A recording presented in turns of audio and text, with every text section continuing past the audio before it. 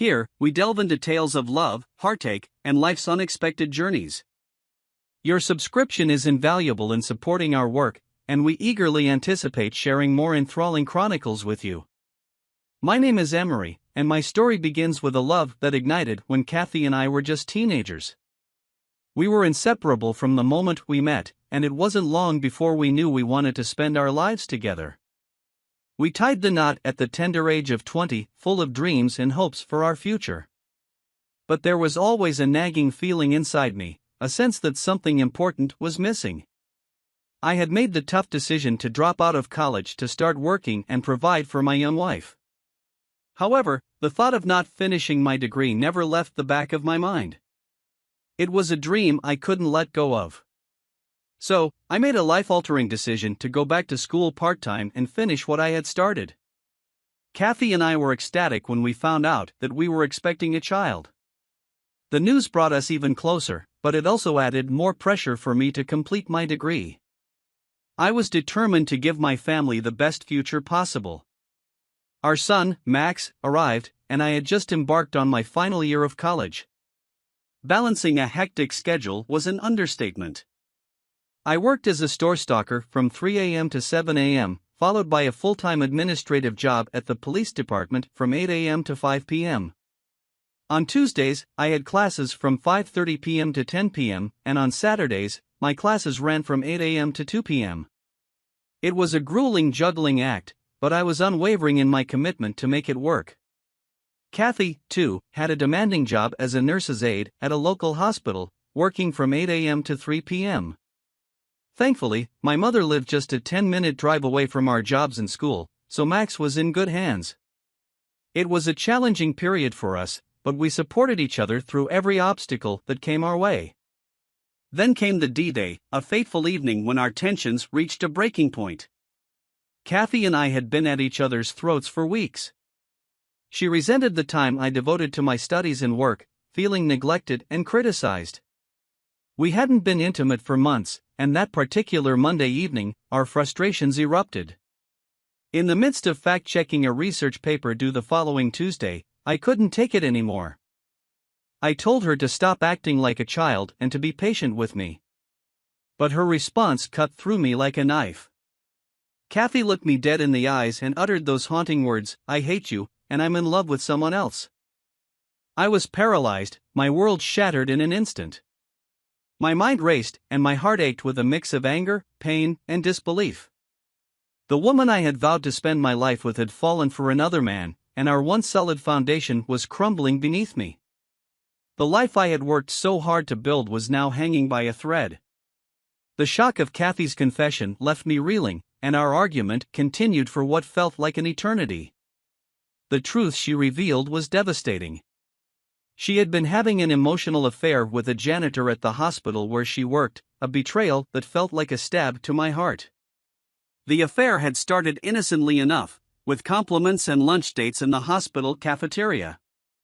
But it had quickly escalated into something much more serious. She had been bad-mouthing me and, even worse, engaging in physical intimacy with this other man behind my back. It was a betrayal I couldn't comprehend, and it shattered the foundation of trust upon which our relationship had been built. As I processed the depth of her infidelity, I felt like my entire life had been a lie. The woman I had loved and married had deceived me in the worst possible way. In the midst of the emotional turmoil, I made a gut-wrenching decision to leave.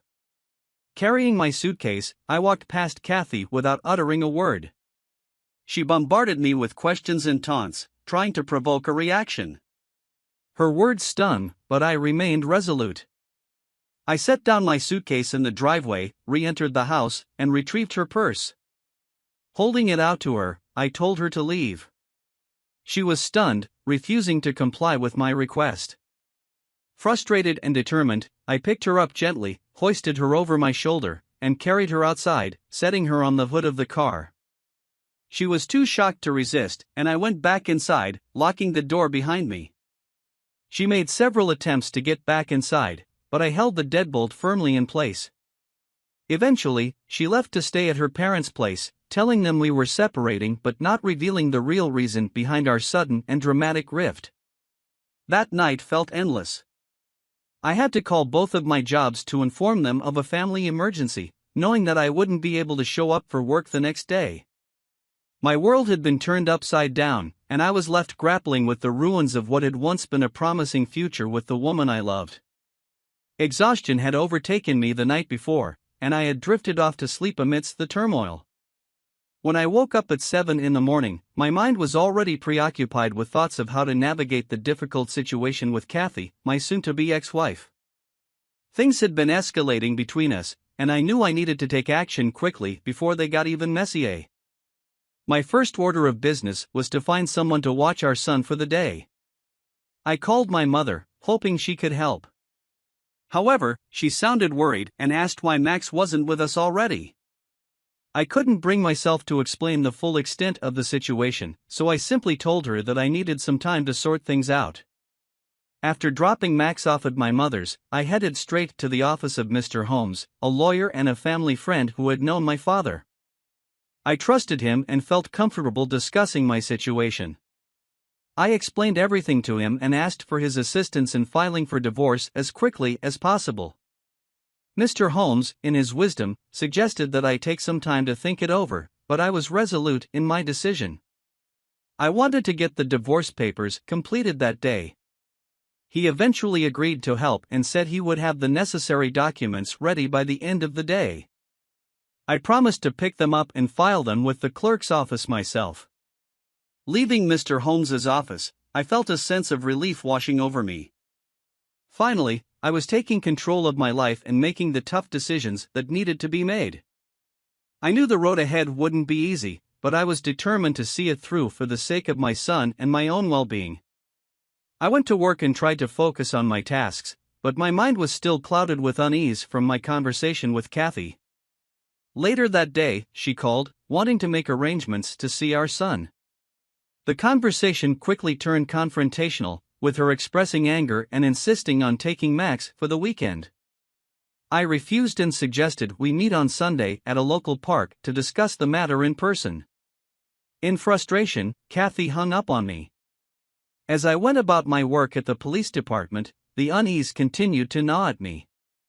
I knew that this was just the beginning of a long and challenging journey as I tried to navigate the difficult path of separation and divorce. Taking control of my life, I headed to the clerk's office later in the day to officially file for divorce. While I was there, a colleague from the office informed me that the divorce papers were ready to be served to Kathy at her workplace. I made a call to a deputy I knew and asked him to serve the papers to Kathy at her place of employment. Fortunately, the deputy agreed to serve the papers the next day. After our tense phone call, Kathy returned to work. She was approached by the janitor with whom she had been involved in the affair, and they engaged in conversation throughout the day. They couldn't manage to have lunch together or meet that evening because the janitor claimed he had a prior commitment related to one of his children. Kathy had previously been told that he was divorced with 3 children, adding an extra layer of complexity to the situation. When her workday ended, Kathy went to her parents' house. Later that night, she tried calling me 3 times, but I hung up on her each time, recognizing her number. The emotional distance between us was growing, and I was still grappling with the shock of her betrayal.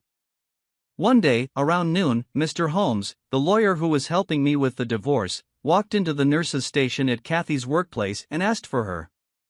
She stepped forward, and Mr. Holmes, in a loud voice, declared, "Mrs. Kathy, you're being sued for divorce due to infidelity." Kathy was utterly shocked by the public revelation and fell to the ground. A colleague named Alex rushed to her aid, trying to comfort her.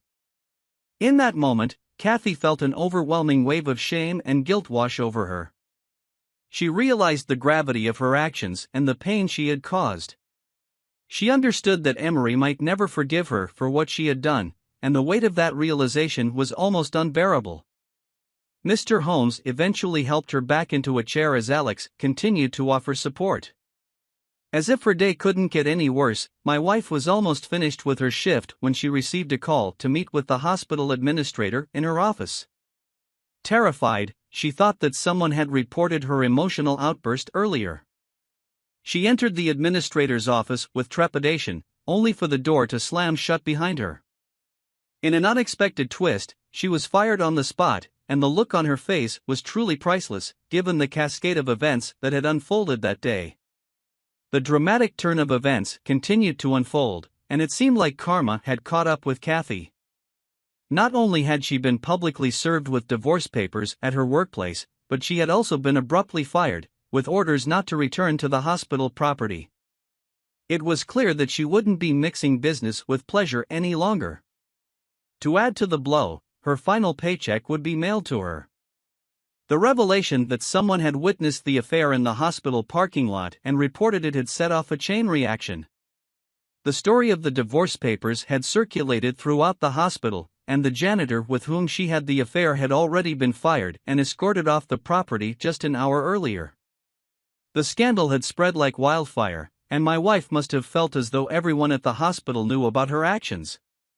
Kathy left the hospital and drove straight to her parents' house, without revealing the full extent of what had happened. She only mentioned that she and I were separated and that things were not looking good between us. Meanwhile, I was sitting at the dinner table with my son, enjoying a peaceful evening at home. As I reflected on the day's events, I couldn't help but feel a sense of satisfaction.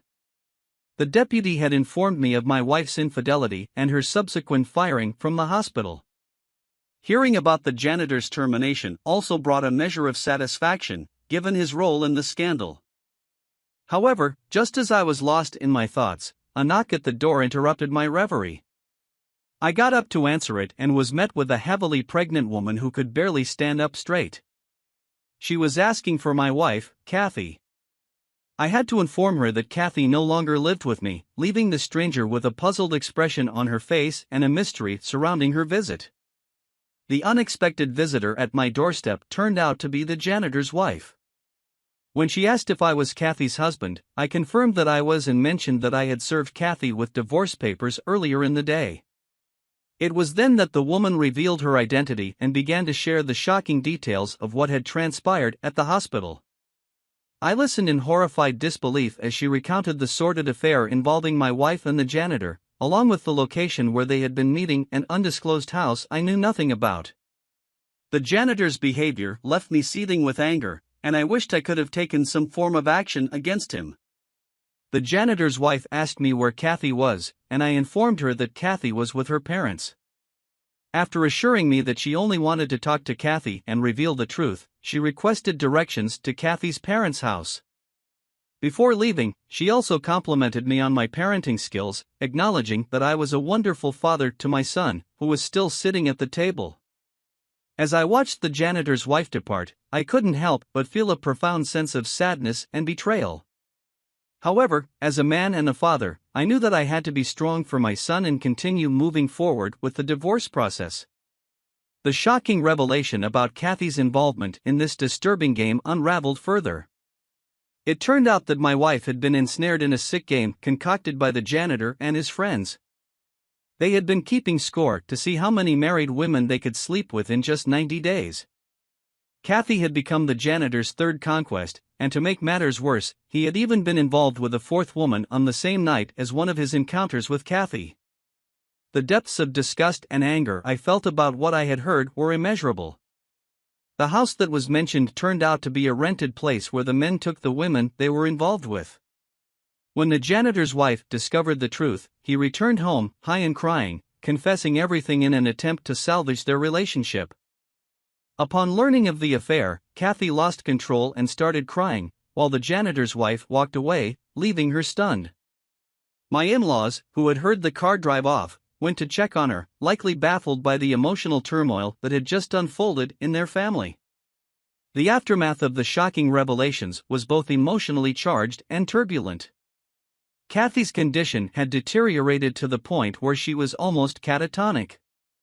My in-laws were left to deal with the immediate consequences of her actions. They discussed taking her to the emergency room, but then something unexpected happened. Kathy began to talk out of her head, causing further confusion and concern. My father-in-law was deeply hurt by the entire situation. He was a good man who certainly didn't deserve to see his daughter cheat on her husband. On the other hand, my mother-in-law, as she always did, seemed to lay blame on me for what had transpired. My relationship with her had never been the best, and I couldn't help but feel a sense of relief knowing I was no longer tethered to her. While it was undoubtedly a tough and emotionally charged situation, I recognized that, as a man and a father, I had a responsibility to take care of my son and move forward from this mess. The pain and anger were ever present, but I was also relieved to finally have the truth out in the open. It was a first step toward healing from the deep betrayal I had experienced. Later that day, I received a call from Kathy's father, who expressed his deep concern for her. He informed me that she was still unresponsive, neglecting her basic needs like bathing and eating. Then, to my surprise and dismay, he had the nerve to ask me to go see her. I couldn't believe the audacity of the request. After everything Kathy had done, cheating on me and shattering my trust, I had no desire to see her or be dragged back into her mess. Without a second thought, I firmly shut down his request. I had no interest in being a part of her life anymore. It was a clear case of good riddance.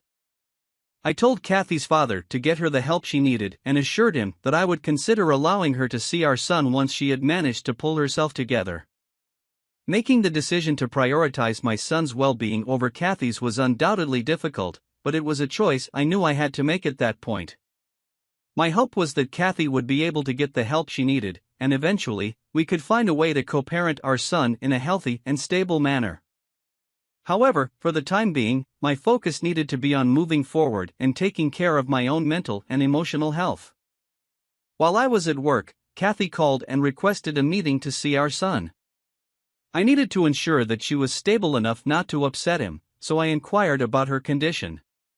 She confirmed that she was stable, so I arranged a meeting with her and her father at the park on a Saturday at 9 a.m. I insisted that my mother come along, as I didn't want to meet Kathy alone. Upon seeing her, I knew it was wise to limit their contact to 2 hours. Kathy's appearance was a stark contrast to the woman I had known. She looked disheveled, having lost a significant amount of weight and not wearing any makeup. Instead, she had the scent of ivory soap, devoid of the feminine essence I had always associated with her. I later learned that her mother had bathed and dressed her because she was unable to function properly. We continued to meet in the park for 3 weeks, gradually extending the visits to 4 hours and including Sundays. While she appeared to be improving each week, I remained concerned about her mental well-being and did not allow her to be alone with our son or keep him overnight. However, my mother-in-law grew tired of this arrangement and hired a lawyer to sue for custody. At that point, Kathy had not yet signed the divorce papers, which was fine with me since I could file for divorce in 6 months. But her custody lawsuit infuriated me, particularly because she was requesting full custody. I had previously informed her father that I would eventually be willing to split custody 50-50, but her mother rejected this idea. In response, I retaliated by seeking full custody on the grounds of mental incapacity. The custody battle began, and I found myself sitting in the courtroom, heart pounding in my chest, facing Kathy, who appeared calm, with her lawyer by her side. It was surreal to think that we were now fighting over custody of our son in a court of law. A year ago, we had been a happy family, or so I had thought. But now, everything had changed. In the courtroom, Kathy's lawyer stood up and began to make her case to the judge. She painted Kathy as a loving mother who had been unfairly deprived of her parental rights. She argued that Kathy had taken significant steps to improve her mental health and was fully committed to our son's well-being. She asked the court to grant Kathy full custody of our child. In response, my lawyer stood up and countered her arguments. He emphasized my serious concerns about Kathy's mental stability and presented evidence suggesting that she was still struggling with her condition, which might make her unfit to care for our child on a full-time basis. He asked the court to grant me full custody of our son. The judge listened to both sides and then called for a recess to consider his decision. As I walked out of the courtroom, I felt overwhelmed and anxious, leaning against the wall in an attempt to calm myself down. That's when Kathy's father approached me.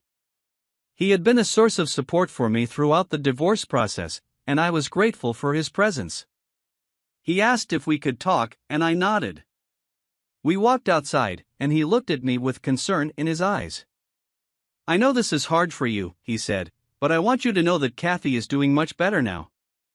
She's been seeing a therapist and taking medication. She's really committed to getting better." I sighed, conflicted. "I just don't know what to do," I admitted. "I want what's best for our son, but I don't trust her to take care of him on her own." Kathy's father put a hand on my shoulder. "I understand that," he said, "but I also know that Kathy loves your son and wants to be a part of his life. Maybe you could work out some kind of joint custody arrangement. That way, your son can have both parents in his life." His words gave me pause, and I considered the possibility of joint custody. It was a difficult decision, but ultimately, my son's well-being had to be the top priority. After considering the possibility of joint custody with Kathy's continued treatment for her mental health condition, I nodded in agreement. I felt that it was a reasonable compromise that would allow both of us to be a part of our son's life. When we returned to the courtroom, the judge announced his decision, granting joint custody to both Kathy and me, with the provision that Kathy would continue to receive treatment for her mental health condition. As I left the courtroom, a sense of relief washed over me. I knew it wouldn't be easy, but I was willing to make an effort for the sake of my son. I looked up at the sky and whispered a silent prayer, hoping that things would improve from that point on. 5 months later, Kathy approached me with a shocking proposal. She suggested that we should move back in together and try to work things out. I stood there, staring at her in disbelief, as she continued to plead her case, trying to justify her actions and convince me to take her back. However, her words fell on deaf ears. I could feel anger bubbling up inside me, threatening to explode like a volcano. Without a second thought, I slammed the door in her face. I couldn't believe the audacity she had to show up at my door after all the pain she had caused me.